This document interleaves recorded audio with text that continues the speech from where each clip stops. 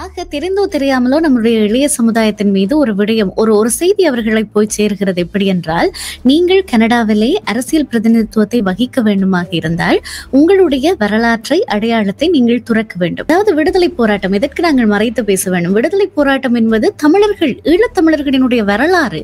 அதுதான் நாங்கள் என்றால் நீங்கள் குறித்த இனக்குழுமத்திலே பங்கு பெற்ற போராளியாகத்தான் இருக்க வேண்டும் என்பது அல்ல. எப்படி யாருடைய விடுதலைக்காக அவர்கள் போராடினார்கள், இல்லாவிட்டால் அவர்கள் யார்? நாம் என்பதிலே இருந்து பிரிக்க முடியாதவர்கள் இல்லையா? ஆக நம்முடைய வரலாற்றில இருந்து பிரிக்க முடியாதவர்கள் இல்லையா?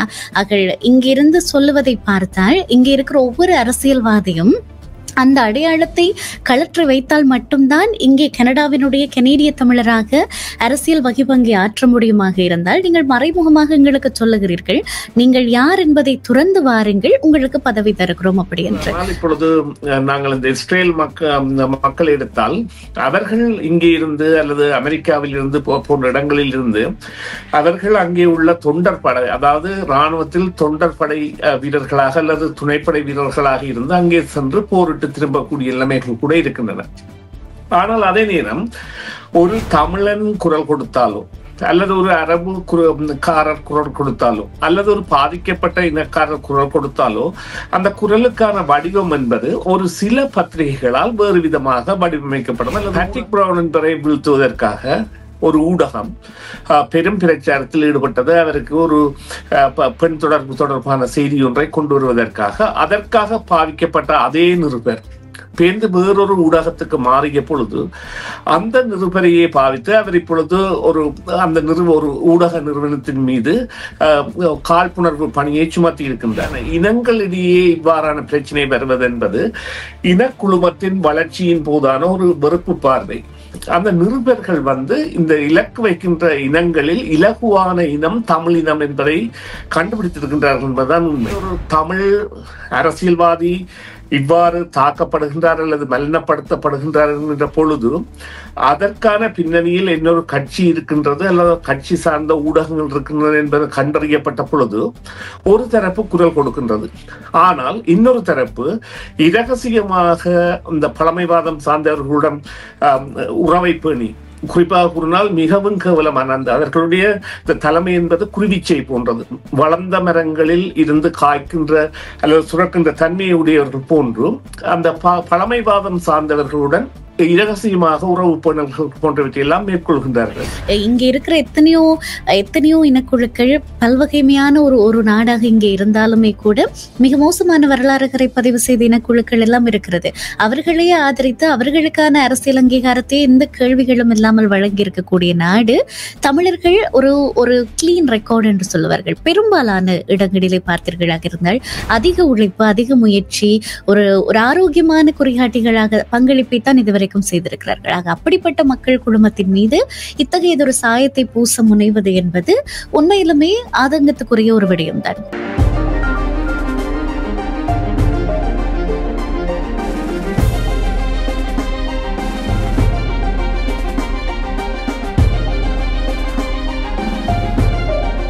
இந்த நேரம் வழக்கம் போலவே சமூக அரசியல் தரப்புகளை நிகழும் மிக முக்கியமான விடயங்களை பேசுவதற்கான நேரமாக இருக்கிறது. அந்த வகையிலே வழக்கம் போல இந்த உரையாடலுக்காக நாங்கள் சுரேஷ் சர்மாவை இணைத்துக் கொள்ள போகிறோம். இன்றைய நாளிலே மிக ஒரு சில விடயங்கள் தமிழர்களினுடைய அரசியல் தொடர்பாக, அவர்களினுடைய அரசியல் வகிபாகம் இங்கே கனடாவில்லை, அது தொடர்பாக அண்மை காலங்களாக எழுந்திருக்கக்கூடிய சர்ச்சைகள் குறித்து ஒரு பார்வை இருக்கிறது. அது குறித்து நாங்கள் அவசியம் பேசியாக வேண்டும். அதே போல வரப்போகிற இந்த பை எலெக்ஷன் சம்பந்தமாக பியப் ஒலிவியரினுடைய பிரதிநிதித்துவம் குறித்தும் ஒரு சில விடயங்கள் தொடர்ச்சியாக பேசப்பட்டு வந்த வண்ணமே இருக்கிறது. அதே நேரம் இன்றைக்கு காலையிலே பியப் ஒலிவியர் ஊடகங்களுக்கு கருத்து தெரிவிக்கிற போது இந்த குடிவரவு குடியகல்வு தொடர்பாக ஒரு சில விடயங்களை பதிவு செய்திருக்கிறார். இவைகள் எல்லாவற்றையும் இன்றைய நாளிலே நாங்கள் சுரேஷ் தர்மாவை இணைத்து பேச போகிறோம். வணக்கம் தர்மா. வணக்கம் பிரியா. வணக்கம் நேயர்களே. மற்றொரு உரையாடலே உங்களை சந்தித்திருக்கிறோம் தர்மா. நான் ஏற்கனவே சொன்னது போல இந்த தமிழர்களினுடைய அரசியல் வகிபாகம் கனடாவை பொறுத்த வரைக்கும், கனேடிய தமிழர்களினுடைய அரசியல் வகிபாகம் என்பது பேசு பொருளாக இன்றைய நாளிலே அண்மை காலமாகவே மாறி இருக்கிறது. ஆக அது ஒரு பெரிய கேள்வியினை எழுப்பி இருக்கிறது. ஒரு மக்கள் இதுவரை காலமும் தான் வாழ்ந்த நாட்டிலே மிக மிக பொல்லாத பாதிப்புகளுக்கு உள்ளாகி தாங்கள் ஒடுக்கப்பட்டோம், அடக்கப்பட்டோம், தாங்கள் மோசமான நீதியற்ற முறையிலே நடத்தப்பட்டோம் என்பதற்காக இந்த நாட்டிலே அகதிகளாக குடியேறி இருக்கிறார்கள், குடியேறிகளாக இங்கே வந்திருக்கிறார்கள்.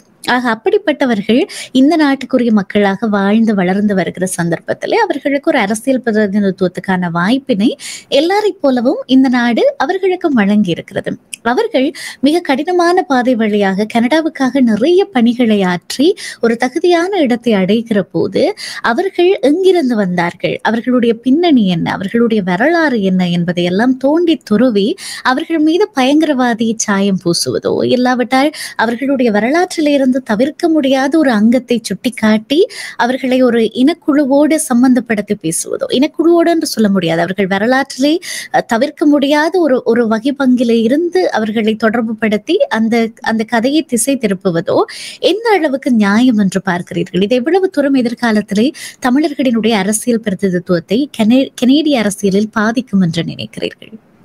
நிச்சயமாக இது ஒரு ஆரோக்கியமான கேள்வியாக உங்களிடமிருந்து வருகின்றது. இந்த கேள்விக்கான பதிலை நாங்கள் பார்ப்பதானால் இதற்குரிய பதில் என்பது எவ்வாறு இருக்க முடியும் என்றால், இவ்வாறான நிலைமை என்பது எல்லா இனங்களுக்கும் ஏற்படுமா என்கின்ற கேள்வியை நாங்கள் கேட்போமாக இருந்தால் அதற்கான விடை என்பது இல்லை என்பதாகத்தான் இருக்கும்.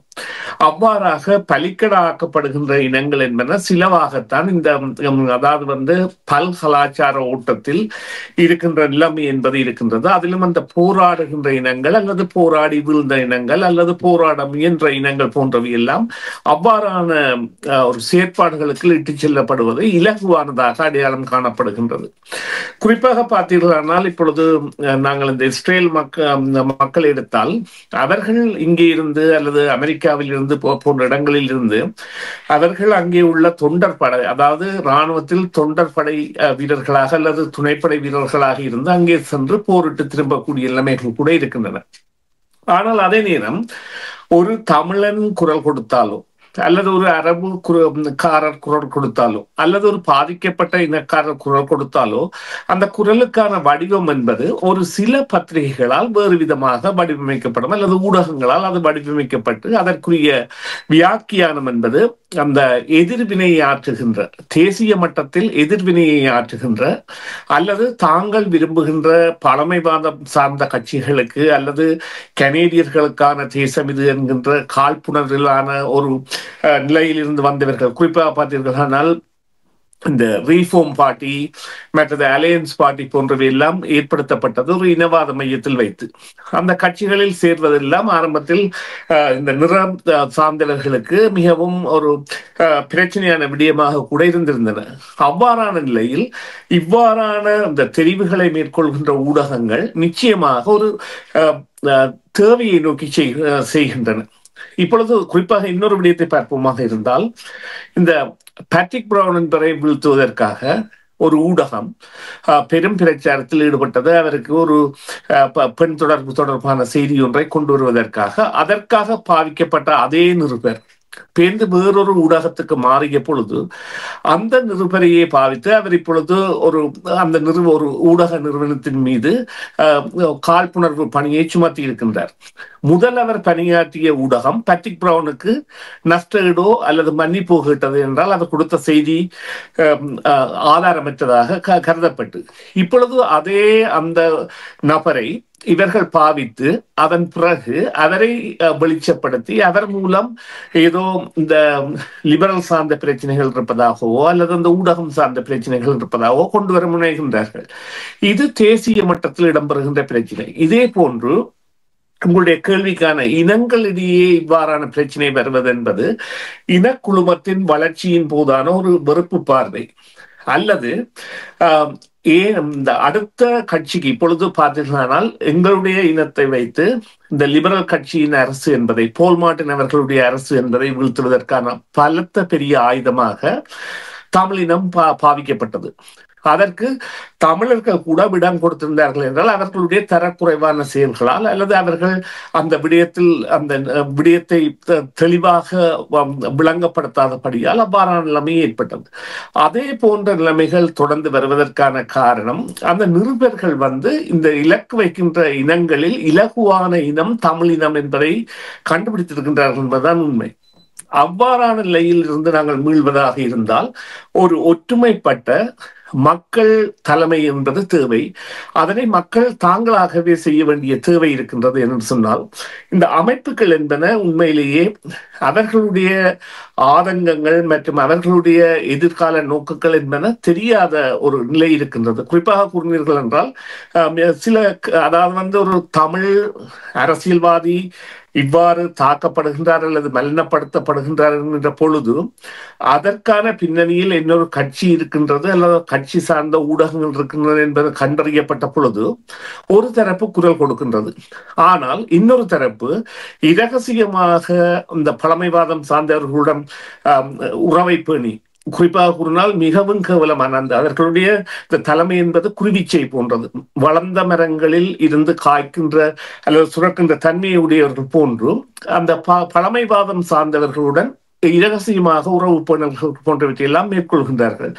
இவையெல்லாம் தவிர்க்கப்பட்டு இந்த நன்னிலை அரசியல் என்பது வர வேண்டும். அதற்கான தேவையைத்தான் இது காட்டுகின்றது. நிச்சயமாக.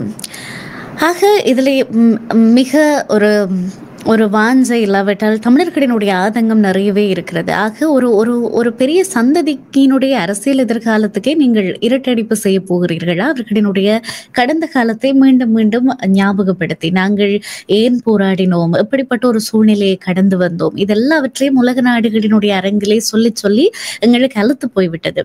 எங்களுக்கு நீதியும் தந்த பாடில்லை. எங்களுடைய கடந்த காலத்துக்கு எதிர்காலத்திலே நாங்கள் எங்களுக்கான ஏதேனும் ஒன்றை செய்து எல்லா இனங்களும் போல காலூன்றி வேரூன்றி நிற்பதற்கான ஒரு வாஞ்சை கோரிக்கை என்பது ஒரு அடிப்படையான சாதாரணமான ஒரு விஷயம். அது தமிழர்களுக்கு மறுக்கப்படுவது, அதுவும் மனித உரிமைக்கு இவ்வளவு பெரிய ஒரு நாட்டையே கையளித்திருக்கிற கனடா போன்ற ஒரு நாட்டிலே இப்படியான குற்றச்சாட்டுகள் ஒரு இனக்குழுமத்தின் மீது எழுவது என்பது உண்மையிலேயே ஏற்றுக்கொள்ள முடியாத ஒன்று.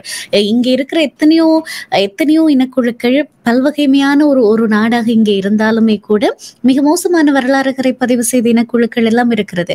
அவர்களையே ஆதரித்து அவர்களுக்கான அரசியல் அங்கீகாரத்தை எந்த கேள்விகளும் இல்லாமல் வழங்கி இருக்கக்கூடிய நாடு தமிழர்கள். ஒரு கிளீன் ரெக்கார்டு என்று சொல்லுவார்கள். பெரும்பாலான இடங்களிலே பார்த்தீர்களாக இருந்தால் அதிக உழைப்பு, அதிக முயற்சி, ஒரு ஆரோக்கியமான குறிகாட்டிகளாக பங்களிப்பை தான் இதுவரைக்கும் செய்திருக்கிறார்கள். ஆக அப்படிப்பட்ட மக்கள் குழுமத்தின் மீது இத்தகையதொரு சாயத்தை பூச முனைவது என்பது உண்மையிலுமே ஆதங்கத்துக்குரிய ஒரு விடயம்தான். இது போக பியப்பொருள் வேறாண்மை நாட்களில் பேசியிருக்கிற ஒரு சில விஷயங்கள் பேசு பொருளாகி இருக்கிறது. குறிப்பாக இன்றைய நாளிலே ஊடகங்களோடு பேசுகிற போது இந்த நாட்டில் இருந்து வெளியேறுகிறவர்களினுடைய எண்ணிக்கை தான் இனிமேல் அதிகரிக்க போகிறது என்று சாரப்பட சொல்லியிருந்தார். அதற்கான காரணம் என்ன சுரேஷ் சர்மா? நிச்சயமாக. அதற்கு முதலாக நீங்கள் அந்த குறிப்பிட்ட தொட்டு சென்ற விடயத்தில் ஒரு உள்வார்ந்த கருத்து இருக்கின்றது. அதாவது தமிழர்கள் உண்மையிலேயே நீங்கள் கூறியது போல 98 விழுக்காடு நேர்மையாகவும் தங்கள் வாழ்வு சார்ந்ததாகவும் தங்கள் முன்னேற்றம் சார்ந்ததாகவும் முன்னேறி வருகின்ற பொழுதும் இந்த அரசியல்வாதிகளுடன் ஒட்டுகின்ற அல்லது அரசியல்வாதிகளுக்கு கையூட்டு கொடுக்கின்ற அல்லது அவர்களை பணத்தின் மூலம் கையகப்படுத்த முயற்சிக்கின்ற அல்லது அவர்களுடன் பின்கதவான தொடர்புள்ள நபர்களால் நடக்கின்ற விடயம் என்னவென்று சொன்னால், இந்த அரசியல்வாதிகளால் கூட இப்பொழுது நேரடியாக ஒரு கருத்தை கூற முடியாது அல்லது அவர்களுடன் சேர்ந்து ஒரு புகைப்படம் கூட எடுக்க முடியாத நிலைகளில் இருக்கின்ற தன்மை அவர்களுக்கும் புரிந்திருக்கும், இவர்களுக்கும் புரிந்திருக்கும். அதாவது தமிழில் கூறுவார்கள் நக்குண்டார் நாவலந்தார் என்று. அதே போல ஏனென்றால் கனடாவில் ஒரு $1700 தான் அதியுச்சமாக கொடுக்கக்கூடிய பணமாக இருக்கும் என்று நினைக்கின்ற ஒரு அரசியல்வாதிக்கு. ஆனால் அவருக்கு வேறு ஒருவரின் நபரின் $5000 செக்கையோ அல்லது $10,000 காசோலையை கொடுத்து அவரை தங்கள் கட்டுப்பாட்டிற்குள் அல்லது தாங்கள் சொல்வதற்கு ஏதனமாக மாற்றுகின்ற தன்மை என்பது இந்த தமிழ் இனத்தை மலினப்படுத்துகின்ற செயற்பாடாக மாறி வருவதாகவும் ஒரு சிறிய தரப்பு அதன் மூலம் ஆதாயம் பெறுவதாகவும் இருக்கின்றது என்கின்றது ஒரு கவலைக்குரிய விடயம். இது இந்த போஸ்ட்மார்ட்டம் அல்லது ரீகன்சிலியேஷன் செய்ய வேண்டிய விடயம் என்னவென்று சொன்னால், இதன் மூலம் ஏற்படுகின்ற பாதிப்பு என்பது அனைத்து தமிழர்களுக்கும் நீங்கள் கூறியது போல இளம் சமுதாயம் நாளை தங்களை பிரதிநிதித்துவப்படுத்துகின்ற பொழுது இவ்வாறான ஒரு சிறிய குற்றச்சாட்டுகள் மூலம் அவர்களை எவ்வாறு மலினப்படுத்தலாம். இவ்வாறு கூறுங்கள், அரியானந்த சங்கரி அவர்கள் கூட தான் தமிழர் விடயங்களில் குறித்து நடவடிக்கை எடுக்கின்ற விடயங்களில் சம்பந்தப்பட மாட்டேன் என்கின்ற கருத்தியலை கூறியிருந்தார். அதே போல விஜய தணிகாசலம் என்கின்ற மாகாண சபை உறுப்பினர் தான் கடந்த காலங்களில் புலிகள் தொடர்பான சில பிரச்சாரங்கள் துண்டுகளை தனது முகப்பதிவில் போட்டதாகவும் அது போன்ற செயல்களில் இனி செயற்பட மாட்டேன் என்கின்ற செயற்பாடுகளை எல்லாம் செய்திருக்கின்றார்கள். இவ்வாறான ஒரு நிலையை கொண்டு வந்து அந்த சமுதாயத்தை கட்டுப்படுத்துகின்ற நிலை என்பது அறவே நாங்கள் எடுக்க வேண்டும். அதற்கான முயற்சி, அதாவது நீங்கள் கூறிய அந்த கருத்து என்பது நிச்சயமாக ஏற்கக்கூடியது. நான் அடுத்த விடயத்திற்கு இங்கே நாங்கள் போவதற்கு முன்னம் நீங்கள் சொன்ன அதே விடயத்துல இன்னொரு விடயத்தையும் இடத்துல தோன்றுவதனாலே பதிவு செய்கிறேன். ஆக தெரிந்தோ தெரியாமலோ நம்முடைய இளைய சமுதாயத்தின் மீது ஒரு விடயம் ஒரு செய்தி அவர்களை போய் சேர்கிறது. எப்படி என்றால், நீங்கள் கனடாவிலே அரசியல் பிரதிநிதித்துவத்தை வகிக்க வேண்டுமாக இருந்தால் உங்களுடைய வரலாற்றை அடையாளத்தை நீங்கள் துறக்க வேண்டும். அதாவது விடுதலை போராட்டம் எதற்கு நாங்கள் மறைத்து பேச வேண்டும்? விடுதலை போராட்டம் என்பது தமிழர்கள், ஈழத்தமிழர்களினுடைய வரலாறு. அதுதான் நாங்கள் என்றால் நீங்கள் குறித்த இனக்குழுமத்திலே பங்கு பெற்ற போராளியாகத்தான் இருக்க வேண்டும் என்பது அல்ல. எப்படி யாருடைய விடுதலைக்காக அவர்கள் போராடினார்கள், இல்லாவிட்டால் அவர்கள் யார்? நாம் என்பதிலே இருந்து பிரிக்க முடியாதவர்கள் இல்லையா? ஆக நம்முடைய வரலாற்றில இருந்து பிரிக்க முடியாதவர்கள் இல்லையா? ஆக இங்கிருந்து சொல்லுவதை பார்த்தால் இங்கே இருக்கிற ஒவ்வொரு அரசியல்வாதியும் அந்த அடையாளத்தை கழற்றி வைத்தால் மட்டும்தான் இங்கே கனடாவினுடைய கனேடிய தமிழராக அரசியல் வகிபங்கை ஆற்ற முடியுமாக இருந்தால், நீங்கள் மறைமுகமாக எங்களுக்கு சொல்லுகிறீர்கள் நீங்கள் யார் என்பதை துறந்து வாருங்கள், உங்களுக்கு பதவி தருகிறோம் அப்படி என்று.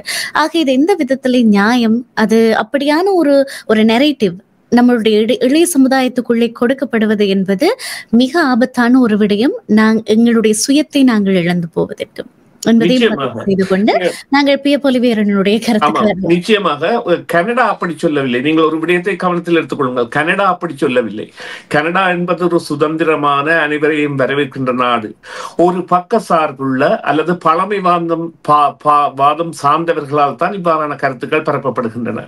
மற்ற நீங்கள் போய் இந்த பியர் பொலிவி அவர்களை பற்றி கேட்ட கேள்விக்கு அவர்களுடைய கருத்தில் ஒரு மில்லியன் மக்களுக்கு அதாவது மேற்பட்ட பத்திரங்கள், அதாவது ஒர்க் பர்மிட் போன்றவை எல்லாம் காலாவதியாக போகின்றன. எனவே அவர்கள் நாட்டை விட்டு வெளியேறுவதை குறித்த கரிசனையை முக்கியமாக கொள்வதாகவும், நாட்டிற்குள் உள்ளக நுழைவு பெறுபவர்களின் எண்ணிக்கை என்பது மட்டுப்படுத்தப்பட வேண்டிய தேவையை இங்கே உள்ள வீட்டு தேவைகள் அல்லது வீட்டு வசதிகள் மற்றும் வேலை வசதிகள் போன்றன ஏற்படுத்தி இருக்கின்றன என்றும், எனவே அதை படிப்படியாக திட்டமிட்டு செய்ய வேண்டும் என்றும், அதே நேரம் உள்ளூர் கனேடிய இந்த இளைஞர்கள் மற்றும் மற்றவர்கள் மத்தியில் இந்த வேலை பெருக்கம் என்பது மற்றும் அதே நேரம் இந்த நேச்சுரல், அதாவது இந்த சனத்தொகை என்பது பிள்ளை பொருட்களின் மூலம் அதிகரிக்க வேண்டும் என்கின்ற அவாக்களை எல்லாம் வெளிப்படுத்தி இருக்கின்ற அந்த ஊடக பேட்டியில் கனேடியர்களிடையான, அதாவது பிள்ளைகளை ஒரு பிள்ளையுடன் நிற்பாட்பதை இல்லை பிள்ளைகள் இல்லாமல் இருப்பதை விட்டு 2-3 என்கின்ற ரீதியில் போகலாம் என்கின்ற அர்த்தத்தை தான் அது கொண்டிருக்க வேண்டும். ஏனென்றால்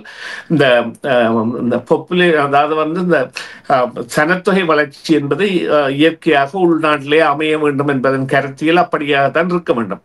ஆனால் அதற்குரிய ஒரு களமாக கனடா இருக்கின்றதா என்றால் அங்கே உள்ள கேள்வி, கனேடியர்கள் இப்பொழுது நாங்கள் புதிய வரவாளர்கள் தங்களுக்குரிய இலட்சணைகளுடன் தங்கள் பிள்ளைகளை படிப்பித்து அவர்களை ஒரு நல்ல நிலைக்கு கொண்டு வருவதற்கான முயற்சிகள் போன்றவற்றை ஈடுபடுவது போன்றவை எல்லாம் அவர்களிடையே உட்பட்ட ஒரு தேவை, ஆவல், தங்களுடைய எதிர்கால இருப்பிற்கான சந்ததிக்கான ஒரு நிலையை ஏற்படுத்துவதற்கான நிலை, அது ஒரு குடிவரவாளர் சமூகங்களிடையே பெரும்பாலாக இருக்கு.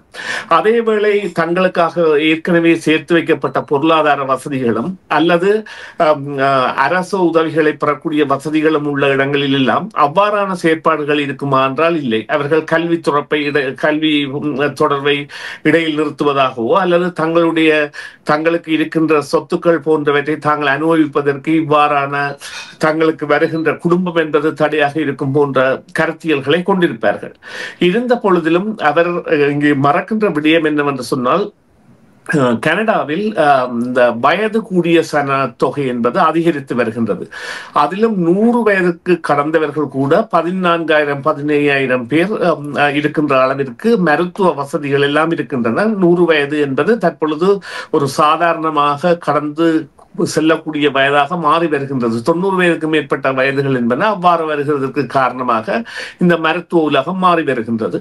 எனவே அவ்வாறான நிலையில் இந்த வேலை செய்யக்கூடிய ஒரு சக்தி தேவை கனடாவில். அதிலும் குறிப்பாக நாங்கள் இப்பொழுது வேறு நாடுகளின் பொருளாதார மையங்களை நோக்கி செல்கின்ற பொழுது அவ்வாறான ஒரு சக்தி தேவை.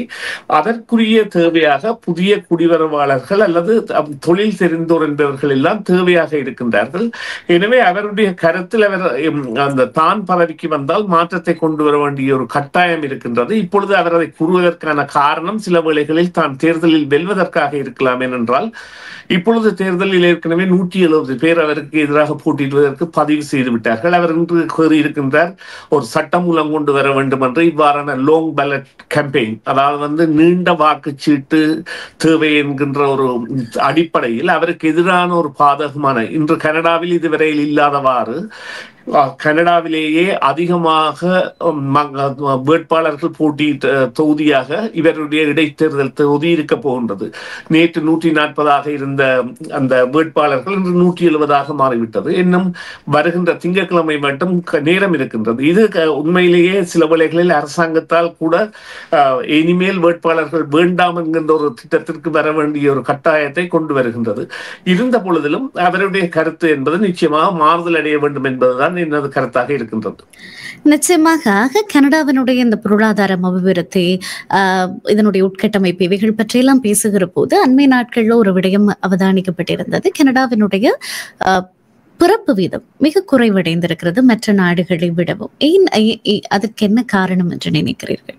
அதை நான் ஏற்கனவே கூறியது போல கனடாவின் கனடா சார்ந்த ஒட்டுமொத்த கனடா சார்ந்ததாக அந்த பிறப்பு வீதம் குறைந்ததற்கான காரணமாக இருக்கக்கூடியது நாங்கள் ஏற்கனவே பார்த்தது போல அந்த மூதாதையர்கள் அல்லது தொடர்ந்து கனடாவின் அதாவது சந்ததிகளாக இருப்பவர்கள் தங்களுடைய பெற்றோர்கள் சொத்து சேர்த்து வைத்தவர்களாகவும் அந்த சொத்துக்களை தாங்கள் அனுபவிப்பவர்களாகவும் அல்லது அந்த வில் அல்லது எஸ்டேட் எனப்படுகின்ற முறையிலான சொத்து பயிர்களை மேற்கொண்டவர்களாகவும் அல்லது சில இடங்களில் பின்தங்கிய இடங்களில் இருந்து அரசு உதவிகள் போன்றவற்றை பெற்று வாழ்பவர்களாக இருக்கின்ற காரணத்தால் அவர்களுடைய வாழ்க்கை என்பது தங்களுடைய வரையறை, அதாவது தகுந்த பணம் கனடா கொடுக்குமாக இருந்தால், இப்பொழுது இவ்வாறு கூறுங்கள், $10 இந்த சைல்ட் கேர் கொடுப்பது போல மேலதிக வசதிகள் பலவும் செய்து கொடுக்கப்படுமாக இருந்தால் சில வேளைகளில் அதற்கான உறுதி, அதாவது இங்கே ஒரு நிலைமை இருக்கின்றது. அவர்களை பொறுத்தவரையில் பிள்ளை வளர்த்தல் என்பதும் 18 வயது வரை அவர்களை கொண்டு செல்வது என்பதும் ஒரு பெரிய கடப்பாடாக இருக்கின்றார்கள். ஆனால் மற்ற அதாவது நியூ கனேடியன்ஸ் எனப்படுகின்றவர்கள் அல்லது நியூ கம்மர்ஸ் எனப்படுகின்றவர்களிடையே அவ்வாறான ஒரு கருத்தியல் இருக்காது. அவர்கள் தங்களுடைய பிள்ளைகளை எவ்வாறு முன்னேற்ற வேண்டும், அவர்களுக்கான வசதிகளை ஏற்படுத்தி கொடுக்க வேண்டும் போன்றவற்றில் ஈடுபடுவார்கள். அவர்களுடைய 2ஆம் 3ஆம் சந்ததிக்கும் இதே நிலைதான் வரும். ஏனென்றால் அவர்களுடைய 2ஆம் 3ஆம் சந்ததிகள் கூட தங்களுக்கான சொத்துக்கள் பெற்றோர்களால் சேர்த்து வைக்கப்பட்டிருக்கின்றன, நாங்கள் அனுபவிக்க வேண்டும், எனவே ஒரு பிள்ளை போதும் அல்லது அதை பற்றி பிறகு யோசிப்போம் என்கின்ற கருத்தியலுக்கு மாறக்கூடிய சந்தர்ப்பங்கள் இருக்கின்றன. இதற்கான நிலையை ஏற்படுத்தியது மேற்கத்திய வாழ்க்கை முறையும் அவர்களுடைய தொடர் இருப்பியலில் அவர்களுக்கு சேர்க்கப்பட்ட சொத்துக்கள் அல்லது இருக்கின்ற கனேடிய வசதிகள், குறிப்பாக ஒரு விசேட தேவை உள்ளவராக அறிமுகப்படுத்தப்பட்டாலோ அல்லது வேறு ஒரு தேவைக்காகவோ அவரால் மத்திய அரசினும் மாகாண அரசின் அது கொடுப்பனவுகளையும் பெறக்கூடியதாக இருக்கும். அவ்வாறு பெறுபவர்கள் கூட ஒரு விதமானவர்களாக இருக்கின்றார்கள். அதில் குறிப்பாக கிராமப்புறங்களை சார்ந்தவர்கள். இவ்வாறானவை தான் இதற்கான முக்கியமான காரணம். இதனால் தான் அந்த புதிய குடிவரவாளர்களும் புதிய கனேடியர்களும் அதிகமாக பிள்ளைகளை பெறுகின்றார்கள் போன்ற தோற்றத்தை அவர்களுக்கு கொடுப்பதற்கு காரணம் என்னவென்றால் இவர்களுடைய அதாவது வாழ்வியலில் தேவைக்கான முயற்சி என்பது அவர்களுடைய வாழ்வியலில் கடந்து போன ஒரு அத்தியமாக இருக்கின்றது. எங்களுடைய சந்ததிகளிலும் இது 3ஆம் அல்லது 4ஆம் தலைமுறையில் இவ்வாறான பாதிப்புகள் ஏற்படுவது என்பது தவிர்க்க முடியாததாக இருக்கக்கூடிய ஒரு ஆபத்து என்பது அடையாளம் காணப்பட்டிருக்கின்றது. அதைத்தான் கூற முடியும் பிரியா. நிச்சயமாக நிறைய பரந்துபட்ட கனேடிய அரசியல் மற்றும் அதனுடைய சமூக கட்டமைப்பு, அதில் மிக முக்கியமாக தமிழர்கள் எதிர்நோக்குகிற இன்றைய இந்த நிலைமை, அவர்களினுடைய பேசு பொருளாக இருக்கிற விடயம் எல்லாவற்றையும் பேசியிருந்தோமாக. அதனுடைய முத்தாய்ப்பாக ஒரே ஒரு விஷயத்தை சொல்லி இதை நிறைவு செய்யலாம் என்று நினைக்கிறேன். எங்கள் கையிலே எங்களுடைய வேர் இருக்கிறது. தமிழர்களுடைய கையிலே தமிழர்கள் நாங்கள் ஒரு வேரை பிடித்திருக்கிறோம். எங்களுக்கு முன்னதாக இருக்கிறவர்கள் சொல்லுகிறார்கள் அது ஒரு அவமானத்தினுடைய வேர், இல்லாவிட்டால் அதை ஒரு அவமான சின்னம் போல எங்களுக்கு காண்பிக்கிறார்கள். ஆக அவர்களினுடைய பேச்சை கேட்டோ இல்லாவிட்டால் அவர்களினுடைய அந்த உந்துதலாலோ அந்த வேரை ஐயோ இது ஒரு அவமானத்தின் சின்னம் போல நாங்கள் ஒழித்து மறைத்து விட்டு எங்களை பிரதிநிதித்துவப்படுத்த போகிறோமா? இல்லாவிட்டால் ஆமா இதுதான் என்னுடைய வேர் என்று பெருமையோடு அதை கழுத்திலே அணிந்து கொண்டு இதோடு என்னை ஏற்றுக்கொண்டால் ஏற்றுக்கொள், அப்படி ஏற்றுக்கொள்ளும் வரைக்கும் நான் தொடர்ந்து அதற்கான குரலையும் அதற்கான நியாயத்தையும் நீதியையும் பேசிக்கொண்டே இருப்போம் என்கிறதை வலியுறுத்த போகிறோமா என்பதுதான் இன்றைக்கு கனேடிய தமிழ் சமூகத்தின் மீது இருக்கிற இல்லாவிட்டால் கனேடிய தமிழ் சமூகம் இங்கிருக்கும் அரசாங்கத்தையும் இதனுடைய எதிராளர்களாக நின்று தமிழர்களே அதனுடைய ஒரு கைப்பாவையாக ஆக்க, அதனுடைய ஒரு பகடையாக மாற்ற நினைக்கிறவர்களுக்கும் இன்றைக்கு நாங்கள் முன்வைக்கிற ஒரு கேள்வியாக இருக்கிறது. மிக்க நன்றி சுரேஷ் தர்மா இந்த உரையாடலில் இணைந்தமைக்காக. நானும் அந்த உங்களுடைய விடயத்தில் ஒரு கருத்தை கூற விரும்புகின்றேன். நிச்சயமாக இது ஒட்டுமொத்த கனடாவினது விருப்பல்ல அல்லது கனடாவினது செயற்பாடல்ல. கனேடியர்களில் பெரும்பான்மையானவர்கள் மிகவும் அமைதியானவர்கள், அழகானவர்கள் தங்களுடைய செயற்பாடுகளில். இது ஒரு குறிப்பிட்ட தரப்பால் மேற்கொள்ளப்படுகின்ற மலின பிரச்சாரம். அந்த தரப்பை அடையாளம் கண்டு அவர்களுடன் பொருதுவதுதான் இதற்கான ஒரு போரியலாக இருக்க முடியும். அதாவது சமூக செயற்பாட்டு வகையில். இரண்டாவதாக இவ்வாறான மலின செயற்பாடுகள், பின்கதவால் செயற்படுவது அல்லது மௌனமாக கடந்து செல்வது போன்றவை எல்லாம் தவிர்க்கப்பட்டு குரல்கள் எழுப்பப்படுகின்றன. ஒரு அமைப்பு அல்லது ஒரு அமைப்பு என்பது இது தொடர்பான கருத்தியலை வெளியிட்டிருந்தது. அவ்வாறான கருத்துக்களை கண்டனங்களாக வெளியிட்டு நிச்சயமாக நீங்கள் கூறிய விடயத்தில் செல்வதுதான் அழகாக இருக்கு. நிச்சயமாக இதை எதிராளி புரிந்து கொள்ள வேண்டும், இல்லாவிட்டால் நம்மை மலினப்படுத்துகிறவர்கள் புரிந்து கொள்ள வேண்டும் என்பதற்கு அப்பாலே நாம் புரிந்து கொள்ள வேண்டும் நாங்கள் யார், இது நம்மளுடைய வரலாறு என்ன, நம்மளுடைய வேர் என்ன, அதை நாங்கள் எப்படி அணிந்து கொள்ள வேண்டும், அதை நாங்கள் தான் விடாப்பிடியாக சமரசம் செய்யாமல் ஆமாம் இதுதான் நான், இவைகள் எல்லாவற்றோடும் தான் நான் என்பதை நாங்கள் தான் சமரசம் செய்யாமல் பிரதிநிதித்துவப்படுத்துகிற போது எங்களை அப்படி பிரதிநிதித்துவப்படுத்த வேண்டுமே. முதலில் நமக்குள்ளேதான் அந்த மாற்றம் வர வேண்டும். மிக்க நன்றி சுரேஷ் தர்மா இந்த உரையாடலில் இணைந்தமைக்காக. நன்றி பிரியா, நன்றி நேயர்களே, மீண்டும் ஒரு பொழுதில் சந்திப்போம். சிஎம்ஆர் யூடியூப் சேனலில் இணைந்திருக்கும் நேயர்கள் அனைவருக்கும் எமது நன்றி. காமெண்ட்ஸ் பகுதியில் உங்கள் கருத்துக்களை தெரிவிக்க தவறாதீர்கள்.